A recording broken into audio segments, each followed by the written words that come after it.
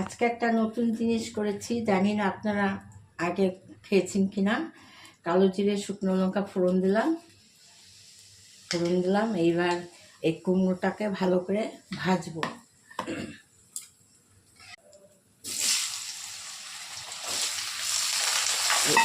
এবার কুমড়োটাকে ভালো করে ভাজবো। আর এইখানে দেখছেন লেবু পাতা আর গন্ধ লেবু।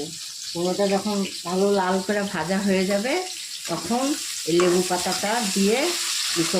এটা আপনাদের দেখাবো কীভাবে দিতে হয়। এর মধ্যে দুটো কাঁচা লঙ্কা দেবো, তো নুন হলুদ দেবো। এই দেখুন এটা হয়ে গেছে।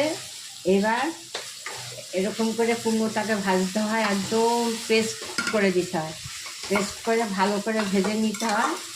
নিয়ে এবার আমি নামাবো, কীভাবে লেবু পাতা দেয় সেটা একটু দেখাবো আপনাদের। ছড়িয়ে দিলাম, এর মধ্যে কিছুটা লেবু দিয়ে দিলাম।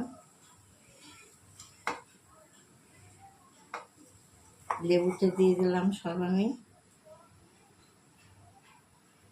তারপরে আরও এর উপরটা দিলাম, ছড়িয়ে দিলাম, লেবু পাতাটা ছড়িয়ে দিলাম। এবার আরেকটু আছে, এটা লেবু পাতার উপরে দিয়ে দিলাম। লেবুর পাতার উপর একটুখানি লেবুর পাতার উপর একটুখানি ছড়িয়ে দিলাম। এতে লেবুর পাতার গন্ধ আসবে আর হালকা একটু টক টক লাগবে। হ্যাঁ, এবার ঢাকা দিয়ে রেখে দেবো।